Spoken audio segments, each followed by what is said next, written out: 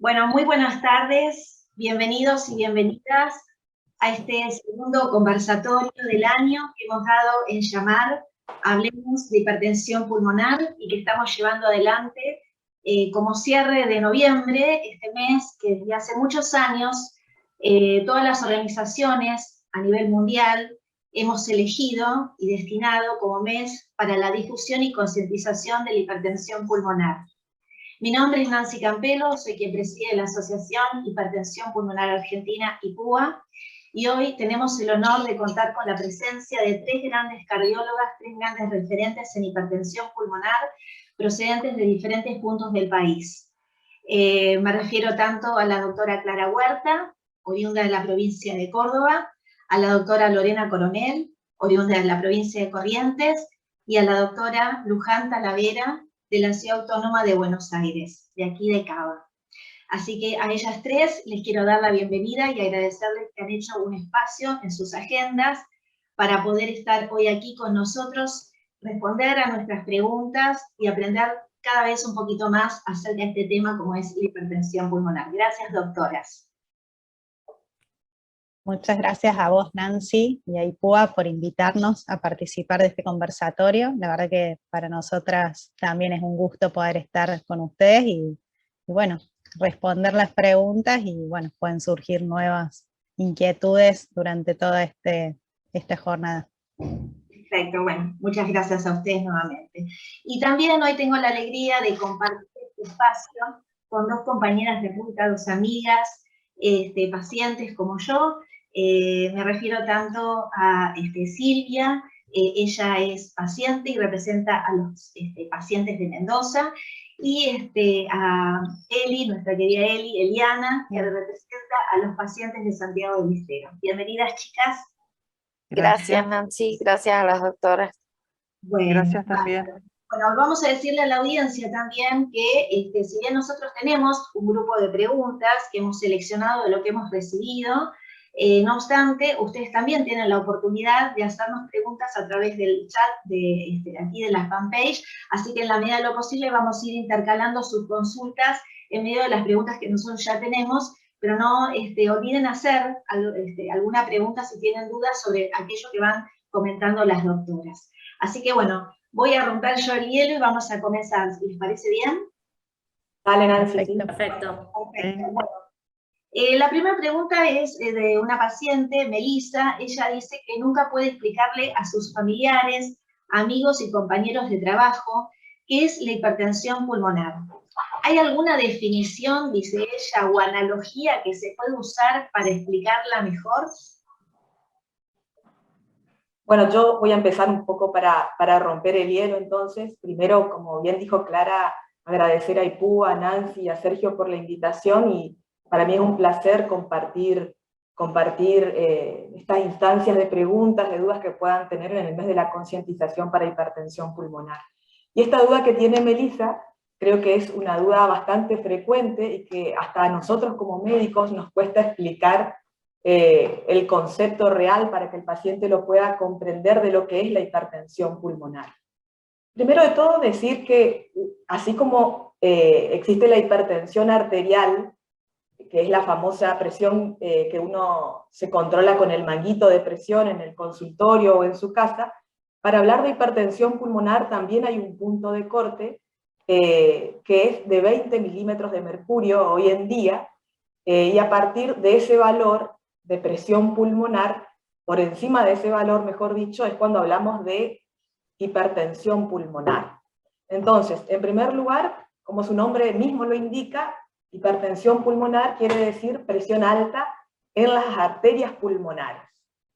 Y para, digamos, como vamos a ir viendo a lo largo de esta charla, existen múltiples causas, que algunas fueron surgiendo por ahí en las preguntas que nos mandó Nancy, como las cardiopatías congénitas, entre otras, pero yo creo que la vía final común y la forma de entender esto es que estas diferentes causas que pueden producir la hipertensión pulmonar confluyen en un camino común, que es el engrosamiento de las arterias del pulmón. O sea, la pared de la arteria está engrosada, y a raíz de este engrosamiento crónico que se produce a lo largo de los años, hace que se incremente lentamente la presión pulmonar hasta llegar a ser, como dije, por encima de 20 milímetros de mercurio. Entonces, con este valor ya tenemos hecho el diagnóstico de hipertensión pulmonar.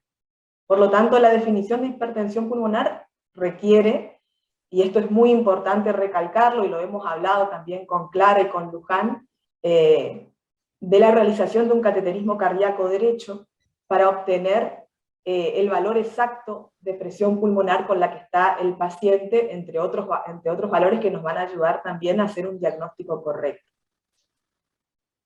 Bien, perfecto. ¿Quieren agregar algo las doctoras? Clarita. Estoy de acuerdo con Lorena, y la verdad que es súper importante esto, que a diferencia de la hipertensión arterial, que es la más común y la que todos escuchan siempre hablar, la hipertensión pulmonar, para poder hacer el diagnóstico necesitamos este estudio que es un poco más invasivo, que es el cateterismo derecho, para poder medir la presión a nivel de la arteria pulmonar, colocando el catéter que todas ustedes conocen, porque todas se han hecho, si tienen diagnóstico de hipertensión pulmonar, un cateterismo derecho en la evolución de su enfermedad, o sea, ya sea por el diagnóstico o en el seguimiento. Entonces es muy importante tener en cuenta que sin el cateterismo derecho, como dijo Lore, no podemos hacer el diagnóstico de hipertensión pulmonar, porque es la forma de medir no solo la presión pulmonar, sino otros valores que también nos van a ayudar un poco a definir el diagnóstico etiológico o de qué grupo pertenece para poder definir el tratamiento en cada caso. Perfecto. Bueno, Silvia, ¿continúas vos con las preguntas?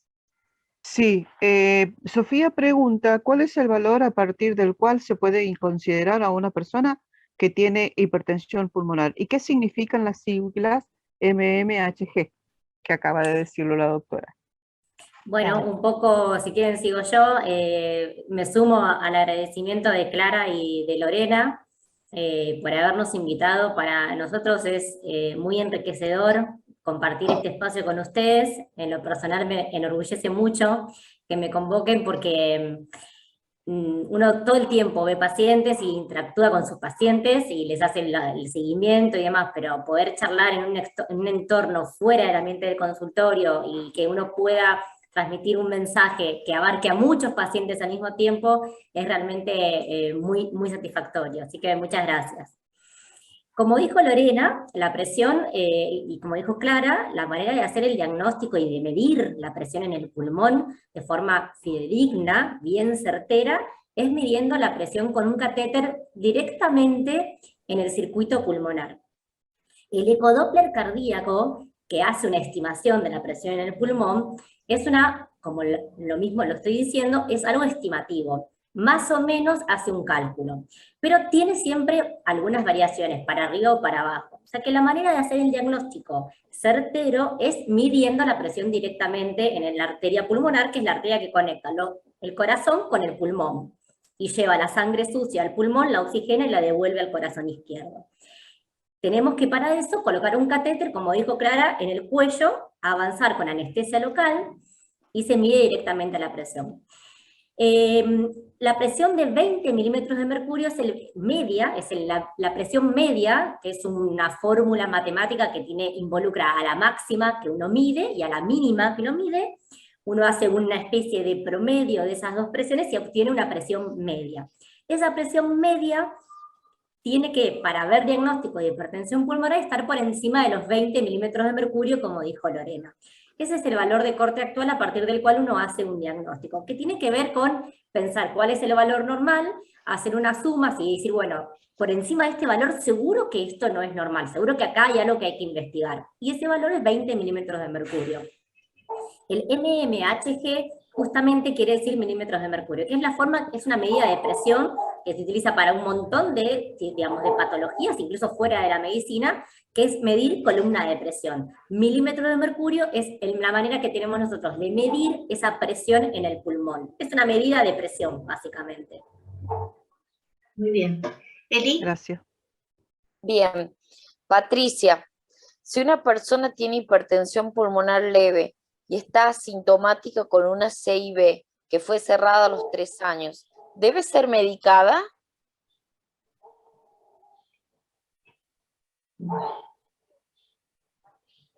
¿Se escucha?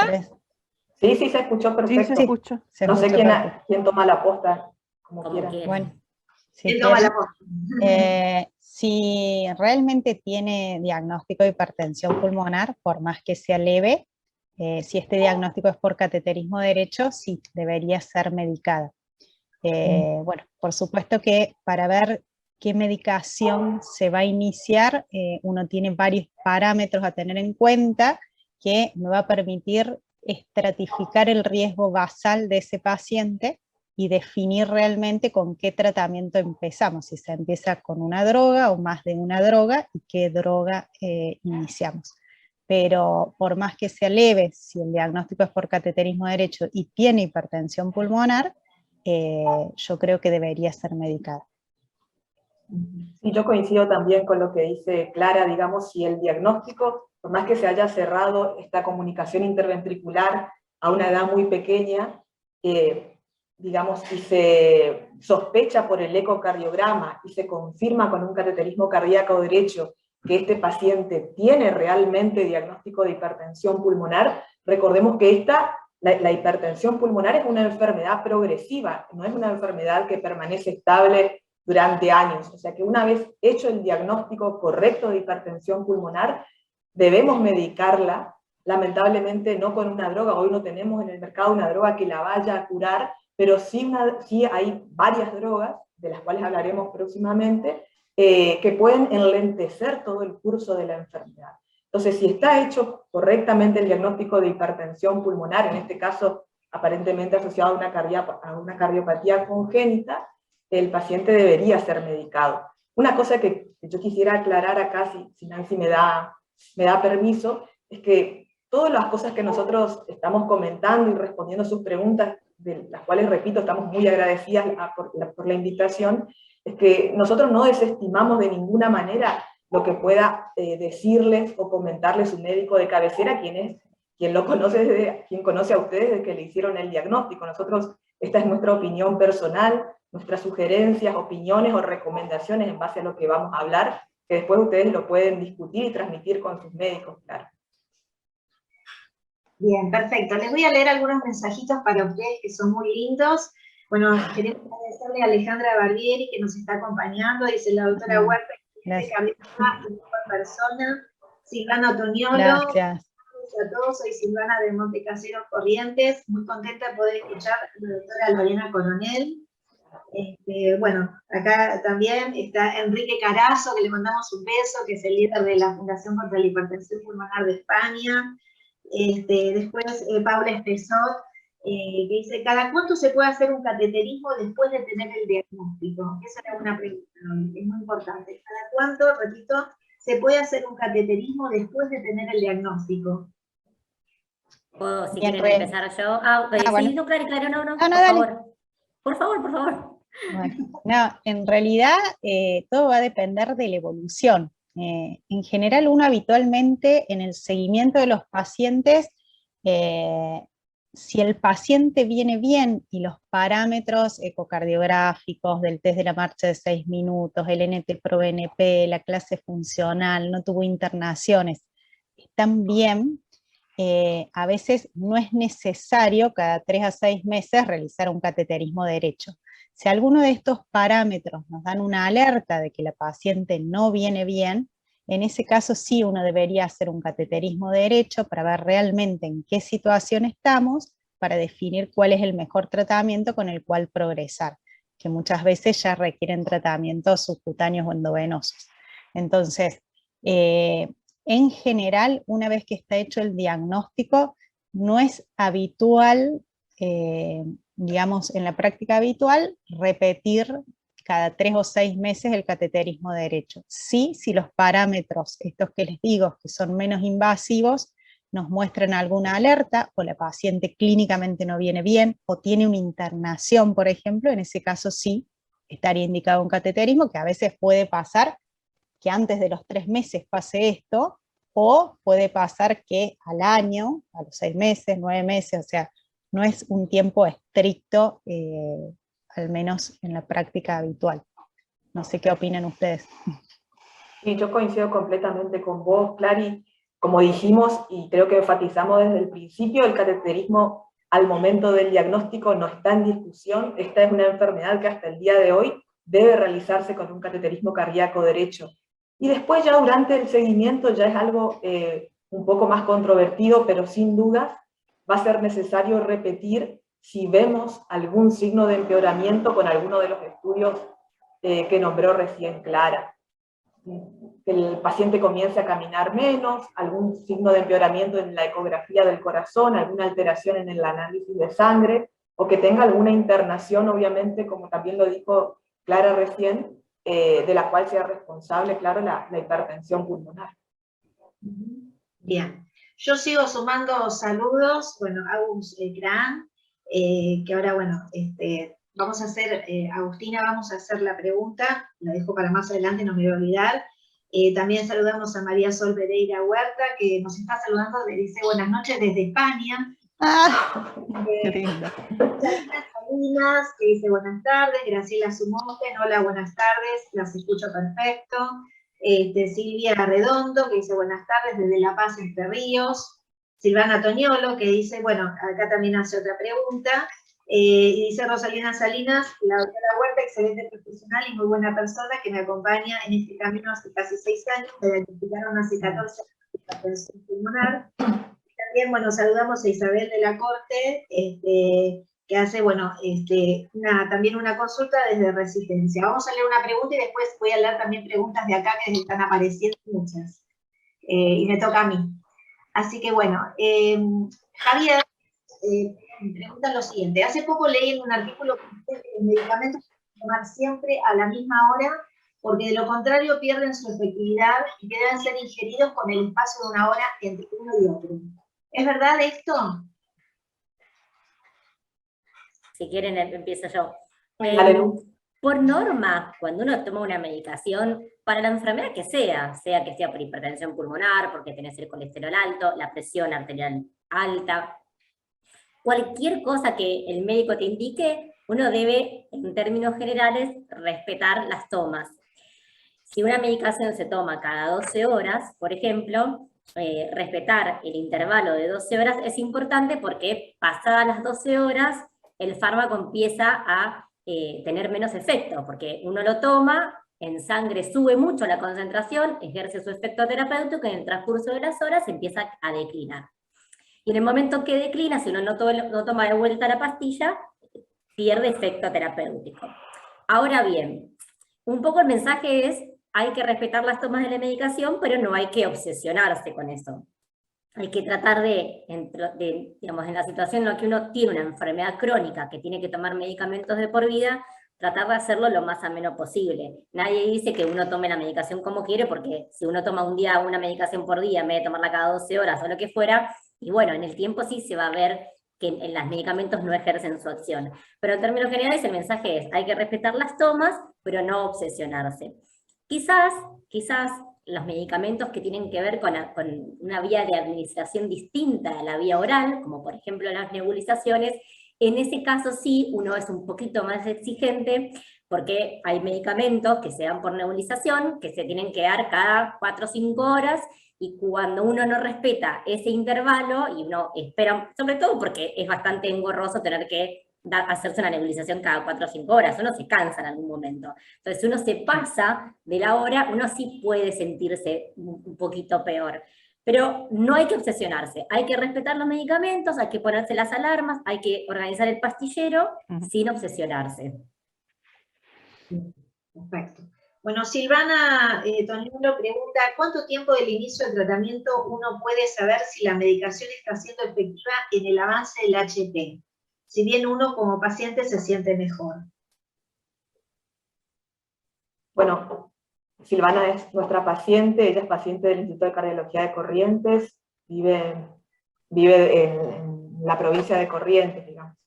En general, lo que está recomendado es que nosotros a los 3 meses de iniciado o modificado el tratamiento, hagamos una evaluación para ver la respuesta que tuvo el paciente a ese tratamiento. La verdad que hay medicamentos que tardan un poco más en hacer efecto, como son la medicación vía oral, y otros que tienen un efecto mucho más rápido, como es la medicación subcutánea o por vía intravenosa.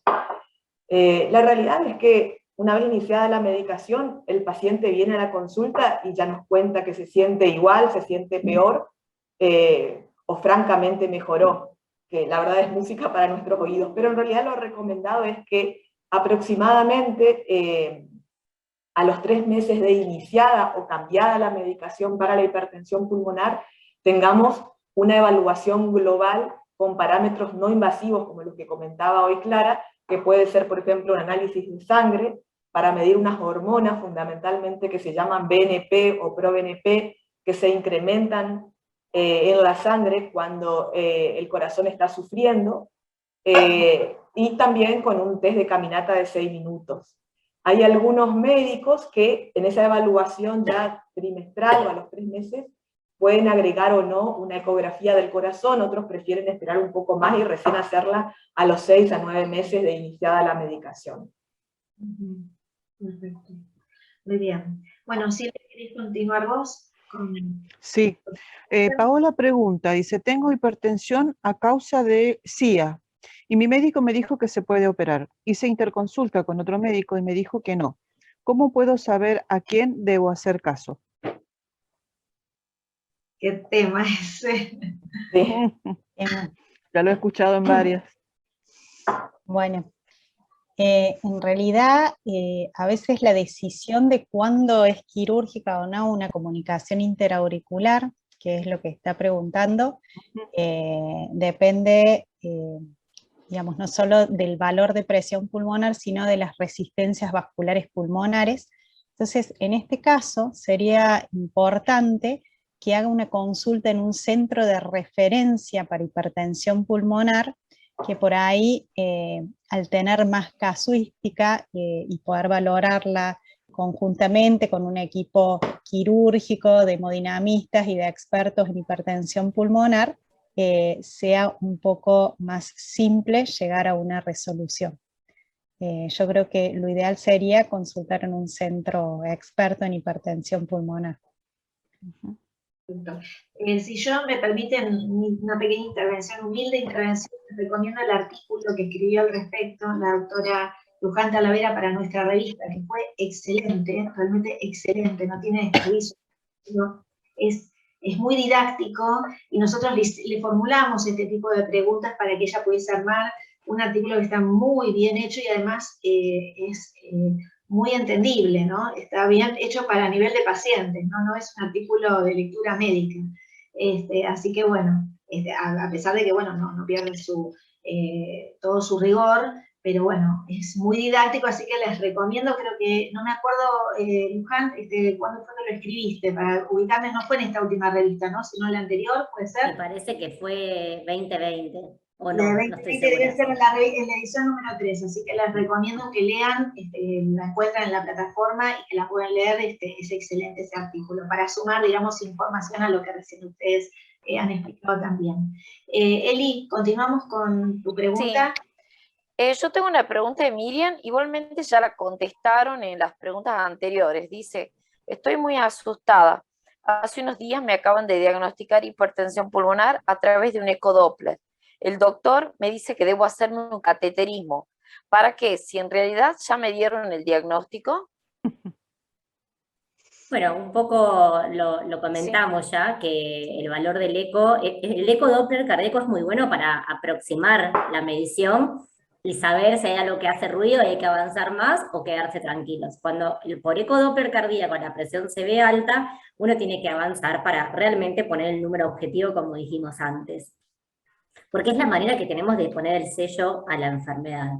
Y además es importante porque nos da otros parámetros que el doctor mide con el cateterismo, que son otras mediciones de presión en otras partes del corazón, y además mide también por cálculos matemáticos cómo funciona el corazón derecho, que es este corazón que tiene que bombear la sangre en contra de la presión alta en el circuito pulmonar, que es el que más sufre.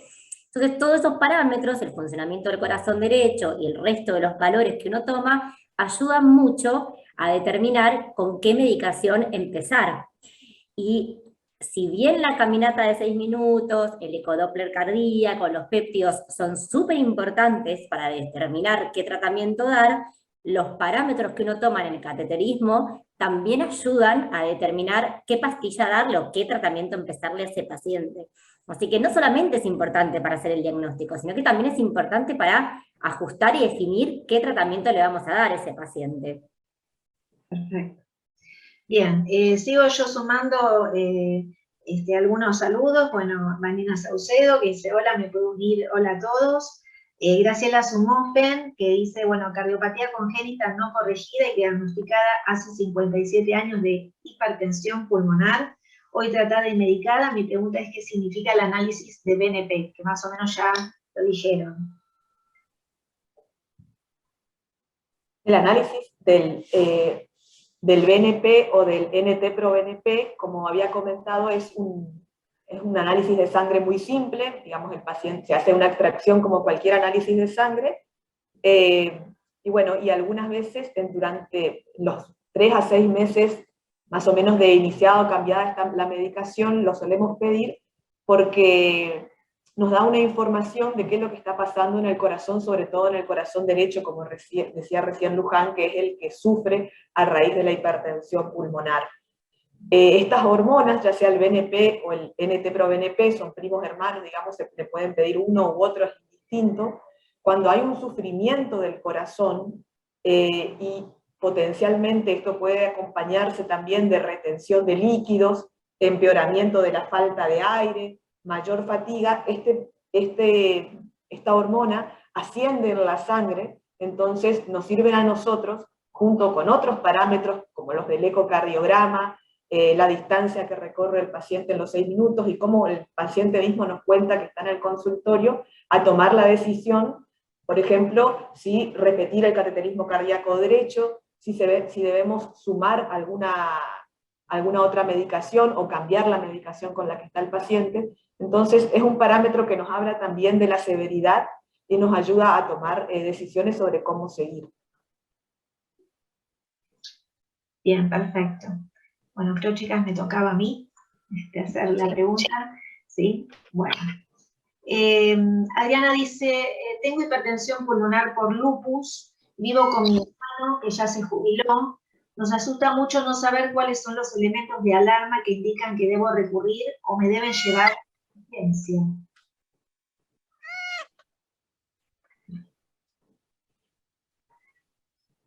Bueno, si quieren, bueno, como decía recién Lore, algunos los nombro indirectamente, bueno, si empieza con más falta de aire, si nota que se le hinchan las piernas, si nota que tiene distensión abdominal o que le cae mal la comida, a veces pueden ser pautas de alarma que nos ayudan a saber que la cosa no viene bien.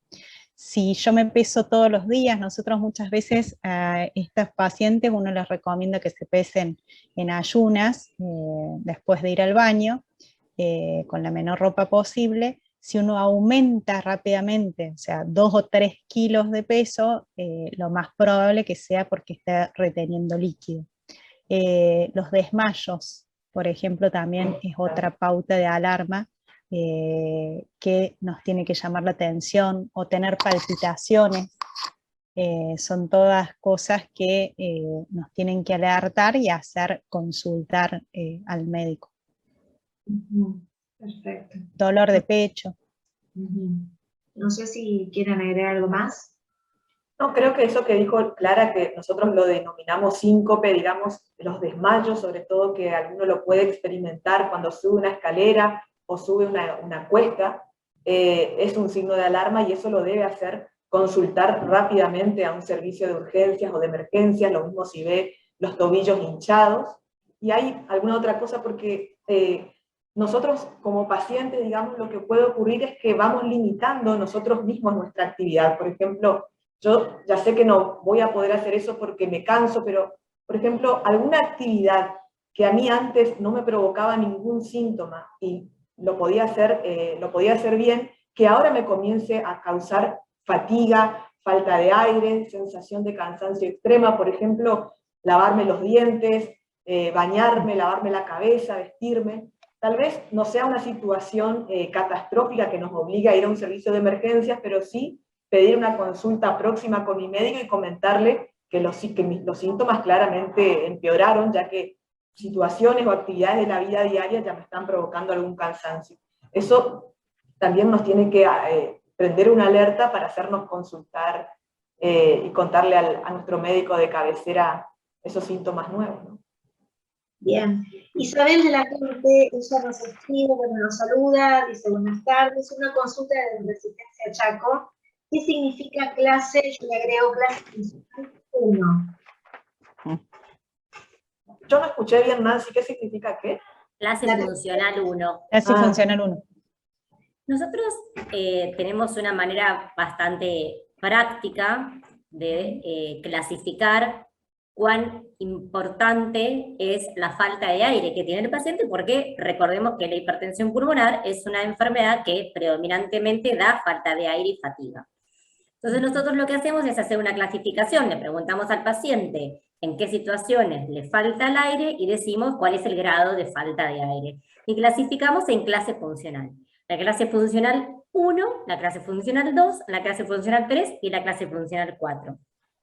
La clase funcional 1 es aquel paciente que prácticamente no tiene ningún tipo de falta de aire con esfuerzos físicos. Es como la menos avanzada. La clase funcional 2 es aquel paciente que haciendo un esfuerzo grande, como por ejemplo correr un colectivo, tiene falta de aire. La clase funcional 3 es el paciente que a lo mejor se baña, o se peina, o se arregla, y ahí ya empieza la falta de aire, o sea, a muy poquitos esfuerzos. Y la clase funcional 4 es, si quiere, la más avanzada, donde el paciente realmente casi en reposo tiene falta de aire. Y es un parámetro muy importante para ver cómo viene la cosa y determinar si el paciente está bien con la medicación como está, o hay que planificar un cambio en el esquema de tratamiento. Bien, perfecto. Bueno, Silvi, ¿continúas vos? Sí, Luján pregunta, dice, ¿se está investigando para tener nuevos tratamientos? ¿Hay alguno de ellos que frene la enfermedad? Importantísima la pregunta.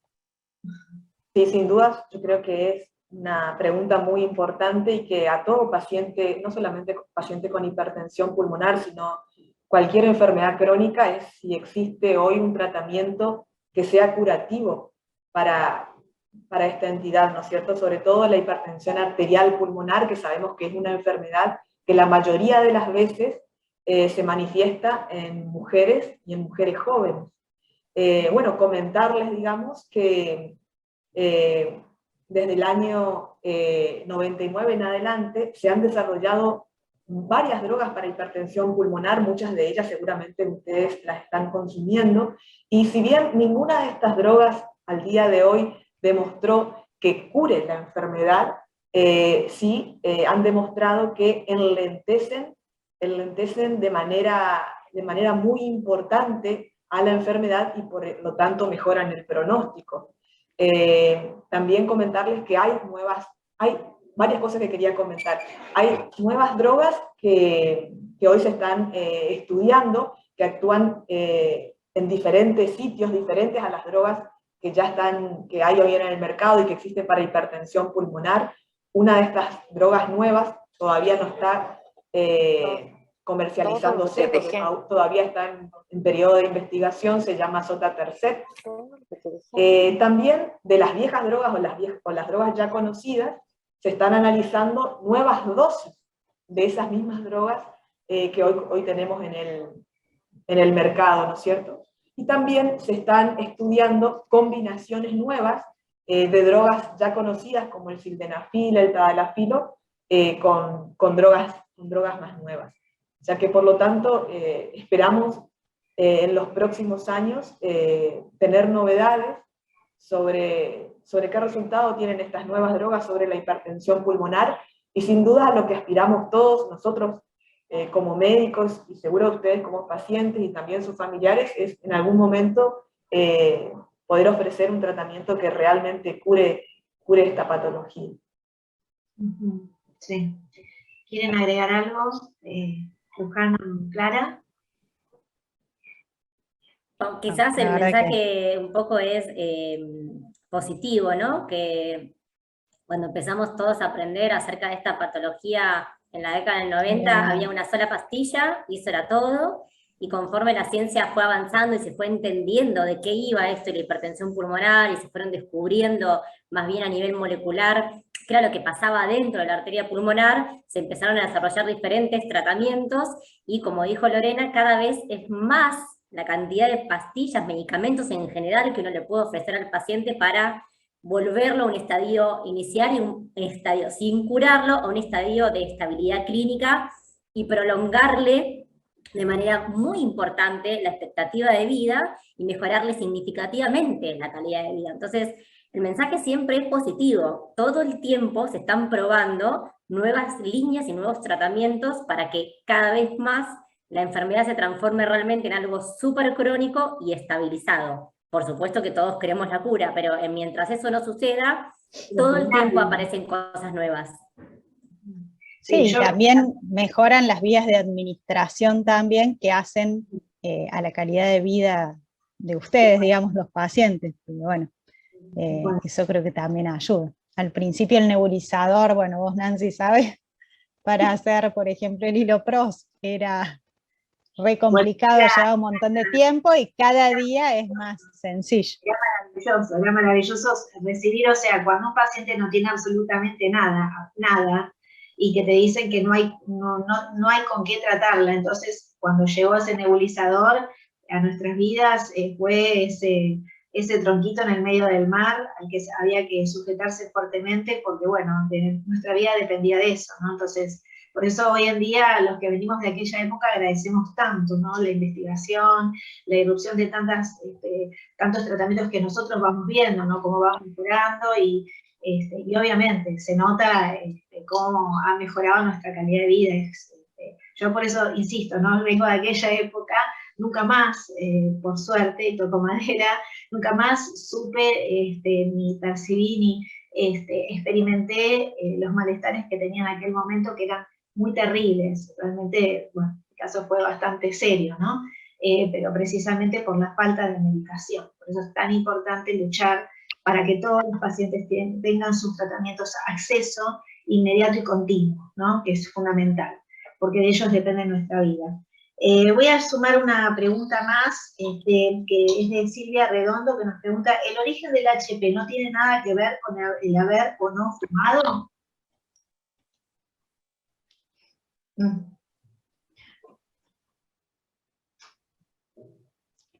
No, salvo que tengas una hipertensión pulmonar del grupo 3, digamos, que sea secundaria EPOC, por ejemplo, que en ese caso sí va a estar relacionada al cigarrillo. Digamos, si vos desarrollás EPOC en la evolución de haber, digamos, de muchos años de tabaquismo, con una afección severa de la función respiratoria y que eso te lleva a desarrollar hipertensión pulmonar, pero en este caso sería una hipertensión pulmonar que se denomina el grupo 3, que es secundaria a la patología respiratoria propiamente dicho, y que en ese caso el tratamiento no sería estos tratamientos específicos de los que estábamos hablando, sino el tratamiento del mismo EPOC. No sé si quieren agregar algo, pero en realidad en la hipertensión arterial pulmonar del grupo 1 no tiene gran influencia, digamos, el cigarrillo. Bien. Eli, ¿querés continuar vos con tu pregunta? Sí, tengo una pregunta de Federico. ¿Por qué todos tomamos medicación diferente y no tomamos todos lo mismo? Bueno, que responda yo. Lorena. Dale, Lu. No, contestale, Lu. No, esa es una pregunta que también nos solemos encontrar en consultorio, digamos, no sé si Federico es de Argentina, pero comentar que en Latinoamérica, comentar que en los diferentes países de Latinoamérica no todos los países tienen la misma disponibilidad de drogas que, por ejemplo, Argentina. Para poner un ejemplo, en Bolivia solamente existe sildenafil y bosentan. Nosotros creo que tenemos la gran ventaja de que en Argentina hoy en día tenemos todas las drogas disponibles. Después podemos hablar un poco de las dificultades que tenemos para acceder a ellas, sin dudas, pero están todas las drogas que existen hoy para hipertensión pulmonar en el mundo están disponibles en Argentina. Y me voy a agarrar un poco de lo que dijo Clara hoy cuando habló del tratamiento. Nosotros, a la hora de elegir qué tipo de tratamiento es el más adecuado para este paciente, lo que hacemos es una estratificación de riesgo. ¿Qué quiere decir esto? A raíz de una serie de elementos que tienen que ver, en primer lugar, con la clase funcional, que fue lo que comentó Luján hoy, decimos si el paciente está muy limitado o poco limitado para hacer sus actividades, datos que nos da el cateterismo cardíaco, datos que recogemos de la ecografía del corazón, datos que nos da cuánto camina el paciente en 6 minutos, estas hormonas que se dosan en sangre. A partir de todos esos parámetros los ponemos en una tabla y a raíz de esa tabla y con estos datos decimos, este paciente está en una situación de bajo riesgo, de riesgo intermedio o en una situación de alto riesgo. ¿Riesgo de qué dirían ustedes? Y riesgo de hospitalizarse, de tener un empeoramiento de la hipertensión pulmonar y de morirse a raíz de la hipertensión pulmonar. Entonces, un paciente que esté en una situación de alto riesgo, ese paciente requiere un tratamiento que sea más agresivo. Probablemente ese paciente va a ser necesario que tenga una medicación por vía intravenosa o por vía subcutánea, como es el epoprostenol o el treprostinil. Y los otros grupos de pacientes, los que están en una situación que diríamos de riesgo intermedio o de riesgo bajo, probablemente la medicación ideal en esa instancia sea una medicación de vía oral. Por eso es que es diferente y depende de todas estas cosas que estuvimos hablando recién, qué tipo de hipertensión pulmonar tiene y cuáles son las características que el médico evalúa mediante estos estudios que nombré recientemente. Básicamente hoy entonces, para resumir lo que quise decir, es la administración del tratamiento a cada paciente con hipertensión pulmonar va a depender del riesgo que tenga el paciente y esta evaluación del riesgo la obtenemos a través de estos estudios complementarios. No sé si fui clara o si quieren agregar algo. Sí, es tal cual.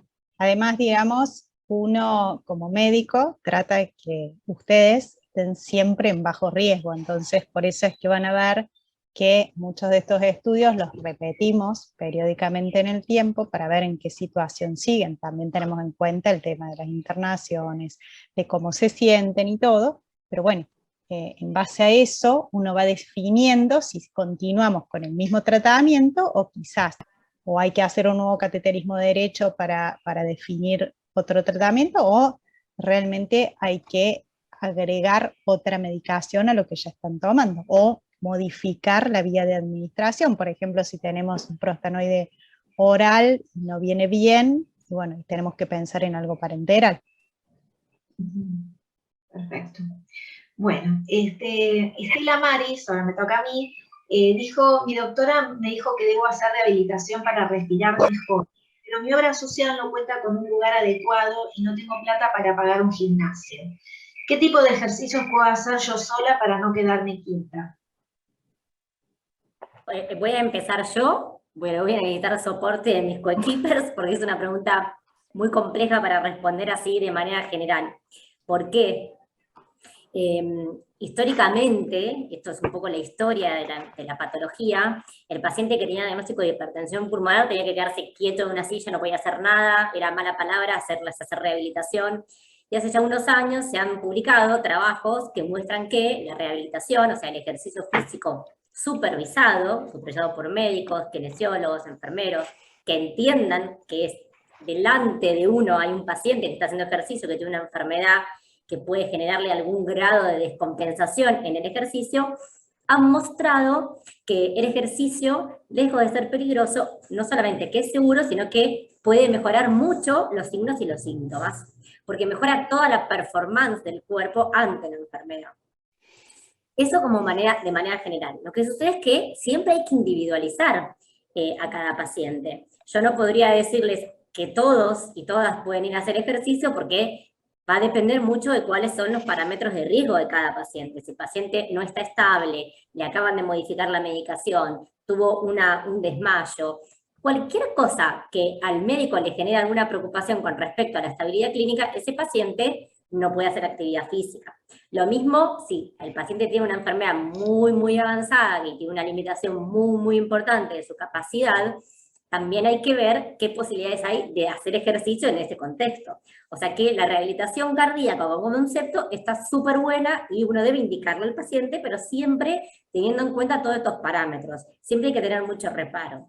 Ahora bien, la pregunta para responder la pregunta que tiene que ver con qué ejercicio puedo hacer si yo no puedo entrar en un programa de rehabilitación supervisado o ni siquiera puedo ir a un gimnasio donde haya algún médico que esté en el gimnasio controlando, que eso sería lo ideal. Bueno, en términos generales uno puede indicarle al paciente caminatas, andar en bicicleta, ejercicios de estiramiento, yoga, cuestiones que tienen que ver con no hacer un ejercicio aeróbico intenso, ni un ejercicio isométrico muy pesado. Isométrico es un levantamiento de pesas muy grande, fuerza abdominal.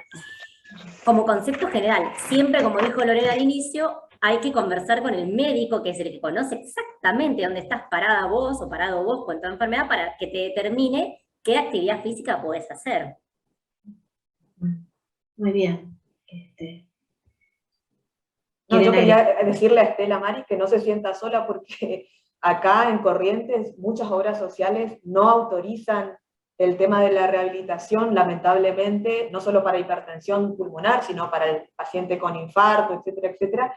Y hay en otros lugares, en el interior de mi provincia, por ejemplo, donde tampoco ni siquiera hay centros de rehabilitación.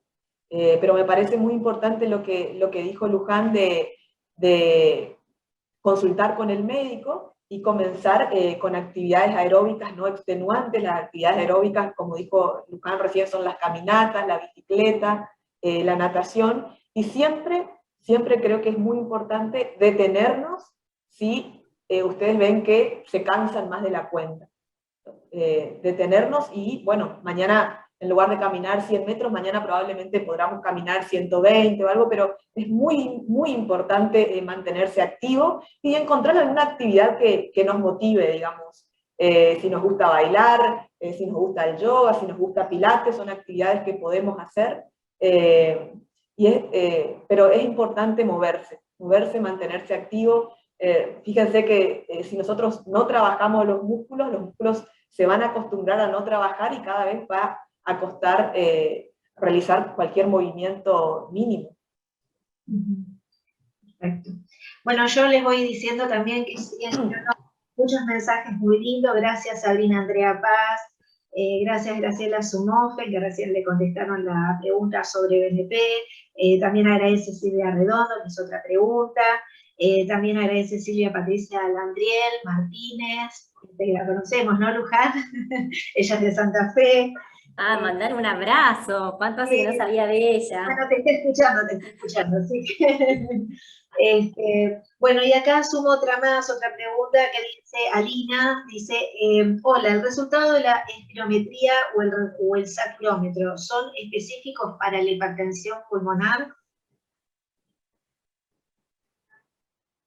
No, para nada. Digamos, tanto la espirometría como lo del saturómetro, preguntó, ¿no? Sí, digamos, los resultados que nos da el saturómetro, que son la saturación de oxígeno en la sangre, y la mayoría de ellos también informa la frecuencia cardíaca o el número de latidos cardíacos por minuto, pueden estar alterados en muchas otras patologías, fundamentalmente patologías que tengan que ver con problemas pulmonares, que pueden estar relacionados o no a hipertensión pulmonar. Un paciente puede tener una espirometría totalmente anormal y una saturación también anormal o muy baja y no necesariamente tener hipertensión pulmonar. Y un paciente con hipertensión pulmonar, al revés, puede tener una espirometría completamente normal y una saturación normal y tener una hipertensión pulmonar grave. Bien, perfecto. Dice Isabel Gatón, un paciente que esté medicado con tadalafilo, ambrisentan y selexipag, ¿puede cambiar su clase funcional y bajarla? Sí, puede mejorar, claramente. O sea, la idea de los tratamientos, como decíamos hace un ratito, es tratar de que ustedes estén en la mejor clase funcional posible. O sea, lo ideal es que un paciente esté en clase funcional 1-2, y que mejore todos sus parámetros de riesgo, no solo la clase funcional. La clase funcional por ahí es la que ustedes más notan, pero también nosotros tenemos en cuenta si mejoran los metros recorridos, si tenían un NT-proBNP o un BNP alto que baje, algunos parámetros ecocardiográficos, todo eso, digamos, se logra a través del tratamiento. La verdad que la triple terapia muchas veces tiene muy buenos resultados en este caso. Si vos con esa triple terapia no estuvieses bien, o tuvieses una clase funcional avanzada, por ejemplo, a pesar de una triple terapia, vos estás en una clase funcional 3-4, o tuviste una internación por falla cardíaca, o empeoraste tus parámetros de NT-proBNP, o disminuiste el test de la marcha, o el ecocardiograma empeoró la función ventricular derecha, o tenemos derrame pericárdico, o la aurícula derecha está más grande. Y bueno, en ese caso uno debería plantearse a ver si no hace falta cambiar el Celexipac, por ejemplo, a una droga parenteral, o hacer la transición de tadalafilo a riociguat, por ejemplo, que son las opciones terapéuticas que le quedarían. Bien. Silvia, ¿querés continuar vos con tu pregunta?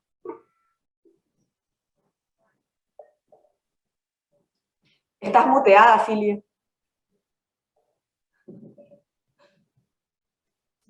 Silvia, estás muteada. Ahora sí. Hace tiempo mi médico me dijo que no puedo quedar embarazada, pero bueno, conozco a una paciente que a través de las redes me dijo que sí pudo hacerlo y sobrevivieron ella y su hijo. ¿Qué piensa al respecto? Bueno, otra vez la tomo yo esto es... y me hace la asistencia. Bien.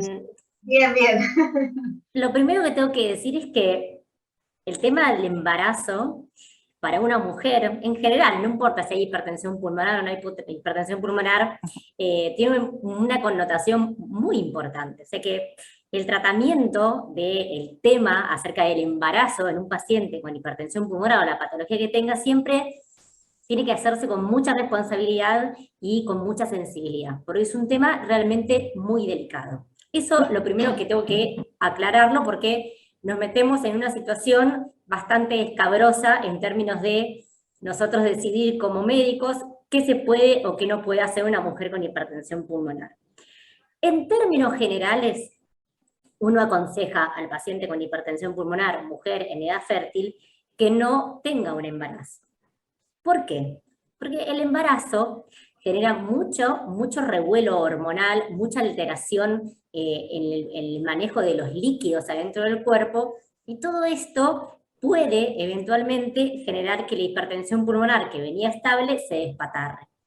Y cuando uno desde el lugar del médico le dice, por favor, utiliza un método contraceptivo apropiado, no te embaraces, no lo hace desde un lugar desde el egoísmo, lo hace para cuidar al paciente. Porque si llega a haber un embarazo y la paciente se descompensa o empeora, se pone en riesgo a ella y pone en riesgo al bebé. Entonces, de pasar a tener una persona estable, controlada, tenemos una persona con descompensación de su enfermedad y con un embarazo con riesgo. Y eso a nosotros nos genera mucha preocupación porque son dos vidas que corren riesgo. Y está bastante escrito que el paciente con hipertensión pulmonar que se embaraza puede descompensarse con más riesgo, y esto es así, más riesgo de vida para la persona, para la mujer, y más riesgo de vida para el feto, desde malformaciones, embarazo prematuro y muerte intrauterino. Ahora bien, es cierto que hay mujeres que cursan embarazos y nada sucede y todo va bien. Porque la medicina es un poco así. Que esté escrito y esté bastante demostrado que el embarazo puede descompensar la hipertensión pulmonar y todas estas cuestiones que tienen que ver con el feto en sí mismo, no quiere decir que no haya mujeres con hipertensión pulmonar que se embaracen y todo salga bien. Hay algún grupo muy pequeñito de pacientes que son las que están súper recontra estables, que han tenido una excelente respuesta inicial al tratamiento y se mantienen estables, en donde en ese grupo pequeñito cursar un embarazo, en poquitas publicaciones, no es que está recontra demostrado esto, pero se ha visto que tienen menos riesgo de complicaciones. la decisión última siempre la va a tener la mujer en conversación con su pareja o con quien tenga al lado para conversar acerca de avanzar o no con un embarazo, y el consejo del médico que va a conocer cuál es exactamente la hipertensión pulmonar que esa mujer tiene, y le va a aconsejar desde el mejor lugar. Sí, estoy de acuerdo con Luján. Nosotros en general uno desaconseja el embarazo, esa es la realidad, porque sabemos todo lo que conlleva. Pero bueno, por supuesto que si viene una paciente hipertensa pulmonar y te cuenta que está embarazada, que muchas veces pasa, bueno, uno la acompaña en esta situación, obviamente se habla, se discuten los riesgos y uno la acompaña en esta situación, y hay que valorar qué tratamiento tiene de base y seguramente pasar a una droga parentera. O sea, uno puede acompañar al paciente si está embarazada, pero lo ideal, nosotros en general fuertemente desaconsejamos el embarazo en este grupo de pacientes, sabiendo las connotaciones que tiene, porque uno entiende que toda mujer quiere tener un hijo, o muchas mujeres quieren tener un hijo. Sí, yo coincido plenamente con lo que dijeron Luján y Clara. Nosotros también desaconsejamos enfáticamente el embarazo en toda paciente con hipertensión pulmonar por el riesgo de que se descompense la mamá y traiga complicaciones graves tanto para la mamá como para el bebé. Yo creo que, como bien lo manifestaron mis dos amigas, es un tema muy, muy delicado, conlleva varios minutos y no horas de conversación en el consultorio, y no solo con la paciente, sino con su pareja y con toda la familia, porque a veces hay una presión por parte de la suegra, el tío, la madrina, la futura madrina, el pata de lana, ahí en quedar embarazado. Entonces, me parece que hay que explicar muy, muy bien cuáles son los potenciales riesgos de quedar embarazada para esa paciente que probablemente venga estable con su medicación, y es una conversación que debemos tenerla al momento de hacer el diagnóstico de hipertensión pulmonar. No debemos dejar que esperar que pasen meses, ni años, ni mucho menos, sino al momento de realizar el diagnóstico correcto de hipertensión pulmonar, probablemente en la primera visita después del cateterismo cardíaco derecho, debemos abordar este tema con la paciente y con su familia. Perfecto. Sumo acá una pregunta de Valeria que dice: quiero saber qué consecuencias sufriría una persona con hipertensión pulmonar que viene tomando ambrisentan, que causa mucho malestar, y entonces deja de tomarlo. ¿Cuáles serían las consecuencias? Bueno, yo primero, lo de todo, digamos, es que si va a abandonar alguna medicación, tiene que avisarle a su médico. ¿Por qué? Porque, como lo comentaba recién Clara también, hay algunos signos o síntomas de empeoramiento, signos de alarma o de empeoramiento de la misma hipertensión pulmonar, que el paciente puede confundirlos como algún efecto adverso de la medicación. Y lo que peor puede hacer en ese caso justamente es abandonar la medicación, porque seguramente esos síntomas van a empeorar aún más y pueden llegar a precipitar, por ejemplo, una internación del paciente.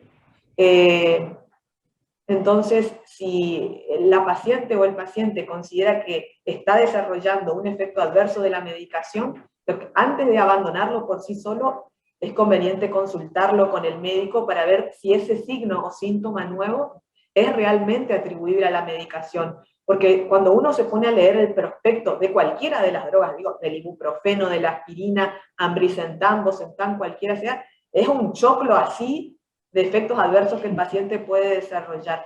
Pero siempre es conveniente, si lo va a suspender, consultarlo con el médico y descartar que ese signo o síntoma nuevo no se deba a otra cosa. Y sí, obviamente, hay otras opciones de tratamiento si es que el paciente desarrolló algún efecto adverso a alguna de las drogas que está tomando para hipertensión pulmonar. Bien, coincido con Lore. Coincido con Lore, y también, digamos, un poco ver si le cae mal porque el medicamento le está generando hepatotoxicidad, digamos, por la droga, o si en realidad tiene falla cardíaca derecha y por eso está mal. Bien. Sigo sumando saluditos, ya se nos termina el tiempo. Bueno, Carolina López, que bueno, da gracias a las doctoras por toda esta información. Silvana Génesis Pérez, que es una chica trasplantada de Tucumán. Gracias, Ipúa, y a las doctoras por la charla y por ayudar a los pacientes. Violinda Costa de Martínez, que ella es líder de Paraguay, comenta que nosotros en Paraguay hemos perdido a madre e hijo por esto.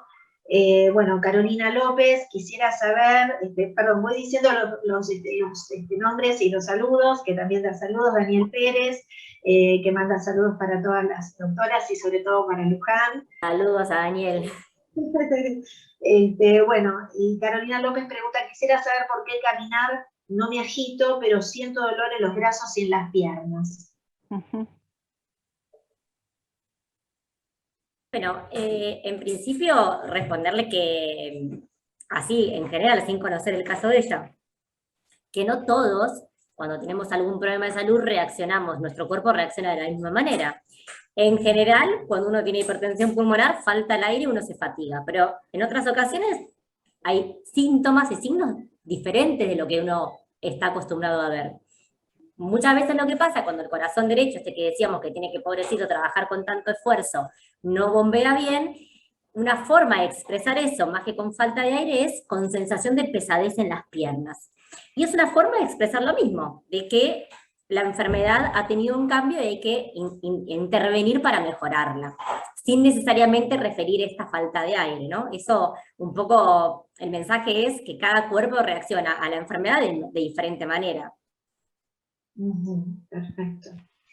Bueno, Eli, ¿querés hacer la última pregunta? La verdad que me encantaría tenerlas, pero sé que están algunas complicadas con el horario, así que bueno, la verdad que son muchas las preguntas que aparecen, pero bueno, sí. Así que vamos a hacer, Eli, la última pregunta para cerrar. Bueno, tengo una pregunta de Agustina. ¿Cuáles son las recomendaciones para la dieta de un paciente con hipertensión pulmonar, como el uso de sal o alcohol? ¿Hay algún alimento que sí o sí debe estar en nuestra dieta? Bueno, entonces ahí seguramente Clara y Luján me van a dar una mano. Es importante, digamos, creo yo, como cardióloga lo digo, la mayoría de las enfermedades cardiovasculares, dentro de ellas la hipertensión pulmonar, es llevar una vida saludable, no solamente una dieta saludable, y es un poco tomando lo que decía Luján hoy del tema de la actividad física, y un poco lo que dijo una de las pacientes respecto al cigarrillo. El cigarrillo, como potencialmente puede llegar a dañar el riñón, está desaconsejado en el paciente con hipertensión pulmonar. También es muy, muy importante mantener un peso normal, digamos. Tanto el paciente con bajo peso como el paciente con sobrepeso, esto lo desaconsejamos porque aquel paciente obeso o con sobrepeso es una sobrecarga extra a un corazón que ya está sobrecargado por la hipertensión pulmonar. Y también al paciente que tiene bajo peso, intentar llevarlo a un peso que sea normal y saludable, para que pueda hacer su actividad habitual, su vida diaria, con la menor cantidad de síntomas posibles o directamente sin síntomas.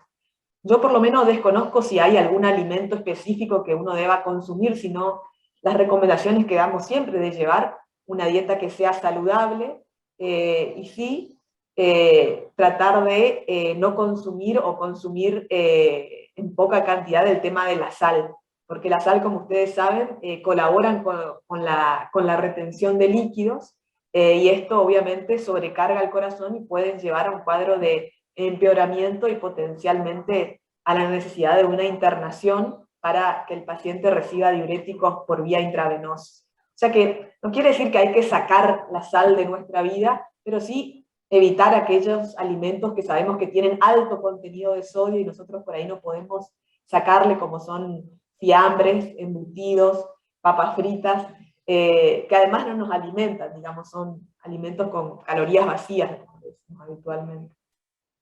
No sé, chicas, ¿qué piensan ustedes? Estás muteada. ¿Estás muteada? Sí, totalmente de acuerdo. Hay que comer sano, alimentarse con comidas ricas en omega 3, antioxidantes, probióticos, todo lo que uno escucha todo el tiempo y lee, y se informa para tener una alimentación saludable, más allá de que uno pueda o no tener una enfermedad de base como es la hipertensión pulmonar. Estos alimentos que recién acabas de mencionar, sí o sí tienen que estar en nuestra dieta. De preferencia, sé que a veces es difícil porque hay alimentos, cuando uno habla de comidas ricas en omega 3, está hablando de pescado de agua profundas, frutas secas, y uno no siempre tiene la posibilidad de comprarlo, porque son más caras. Lo aconsejable es en la medida que uno pueda tener una dieta balanceada que incluya todas estas cosas con la menor cantidad de grasas saturadas, hidratos de carbono de absorción fácil, porque son mejores para nuestra salud, porque nos hacen mantener el peso, nos hacen mantener la presión arterial, nuestro colesterol normal, que habla de la salud del cuerpo más allá de la hipertensión pulmonar. Eso es lo que uno trata en la medida que uno pueda. Yo insisto, no siempre uno puede acceder a este tipo de comidas, porque a veces es costoso. Pero bueno, es simplemente tenerlo en mente para en la medida que puedan, tratar de, si tienen que elegir entre comer un snack, como decía Lorena, una comida con unas papas fritas, bueno, ver con qué otra cosa a igual precio lo pueden reemplazar que sea más saludable. Por ejemplo, una fruta y una verdura. Bien, perfecto. Bueno, ya lo leo lo mismo, Carolina López que agradece, Claudina Vica, nuestra Claudina de nuestro grupo que también está saludando, y dando las gracias. Bueno, no las queremos entretener más, sabemos que hemos tomado unos minutitos más, pero bueno, muchísimas gracias a la doctora Clara Huerta, a la doctora María Lorena Coronel y a la doctora Luján Talavera por estar hoy aquí con nosotros, por permitirnos dar este cierre de noviembre 2021, de este mes de concientización. Simplemente permítanme decirles algunas palabras con respecto al día jueves. El día jueves ustedes saben que se acaba de constituir la coalición de hipertensión pulmonar Latinoamérica, que la conformamos 9 organizaciones.